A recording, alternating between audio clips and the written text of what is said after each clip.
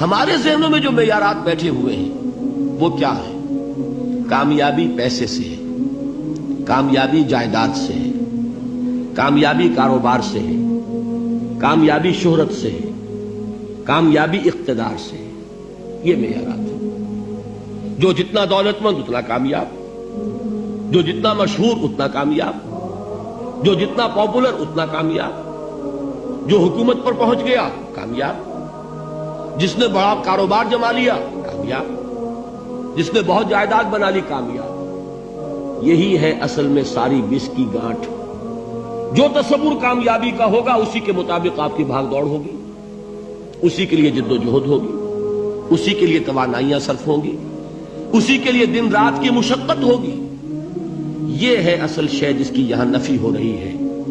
کامیابی دولت سے نہیں، کامیابی شہرت سے نہیں، کامیابی اقتدار اور طاقت اور حکومت سے نہیں، بلکہ کامیابی ہے ایمان سے، عمل صالح سے، تواصی بالحق سے، تواصی بالصبر سے.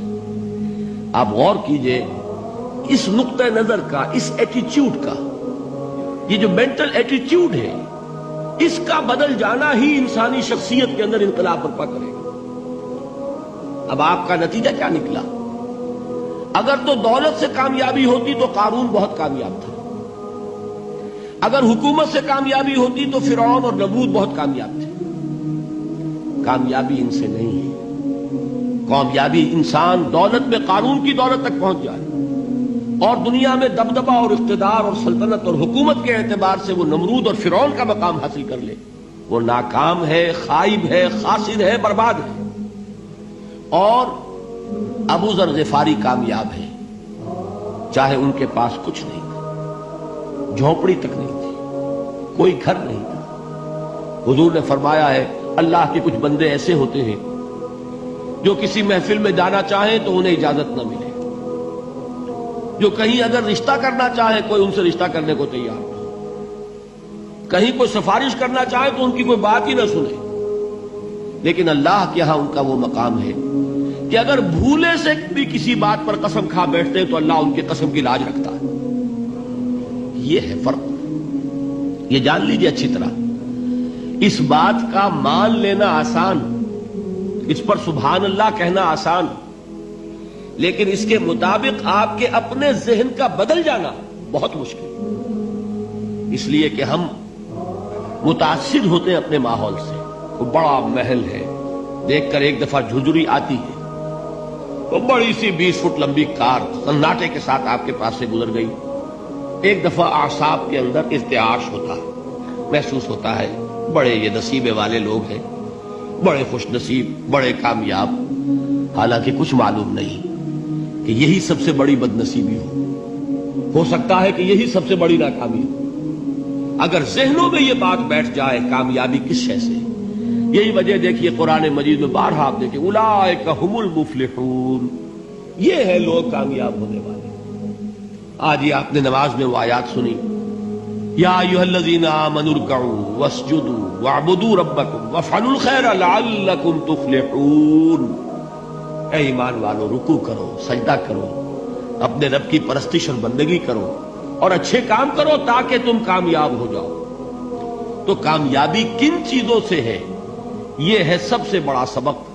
یہ ہمارے دل میں اگر بات بیٹھ جائے، ٹھک جائے، تو زندگی بدل جائے گی. صبح و شام بدل جائیں گے، نقشے بدل جائیں گے، بھاگ دوڑ کا رنگ بدل جائے گا، ویلیو سٹرکچر بدل جائے گا.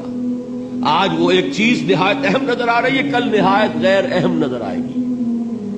جیسے کہ حضور کی حدیث ہے، مالی ولد دنیا، مجھے تمہاری اس دنیا سے کیا سروکار ہے.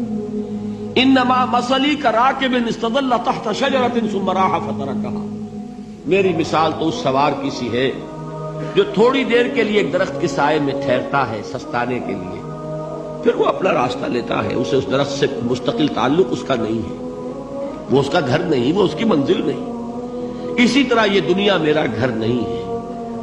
اب دیکھیے ہم کہتے ہیں انا للہ و انا الیہ راجعون، ہم تو مسافر ہیں، ہم اللہ کے پاس سے آئے، اللہ کی طرف ہمیں لوٹ جانا ہے.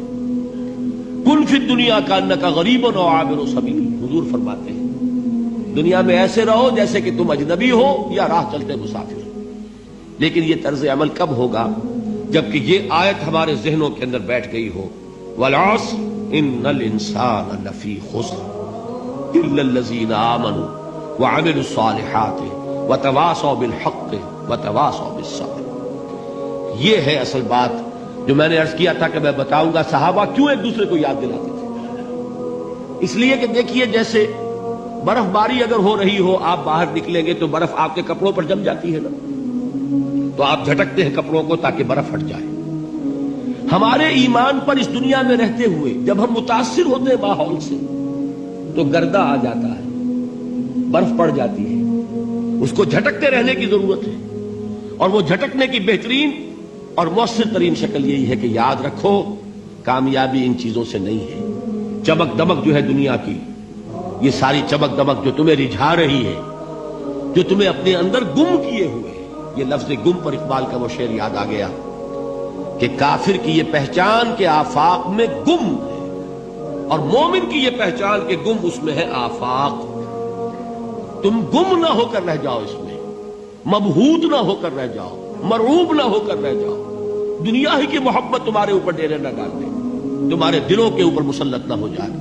لہذا تازہ کرتے رہا کرو، والعصر ان الانسان لفی خسر الا الذین آمنوا وعملوا الصالحات وتواصوا بالحق وتواصوا بالصبر۔ پھر یاد کر لو، پھر تازہ کر لو اپنے اس یقین کو کہ کامیابی دولت سے نہیں، کامیابی ثروت سے نہیں، کامیابی اقتدار سے نہیں، کامیابی شہرت سے نہیں، کامیابی جائیداد سے نہیں، کامیابی ہے ایمان سے، کامیابی ہے عمل صالح سے، کامیابی ہے تواصی بالحق سے، کامیابی ہے تواصی بالصبر سے۔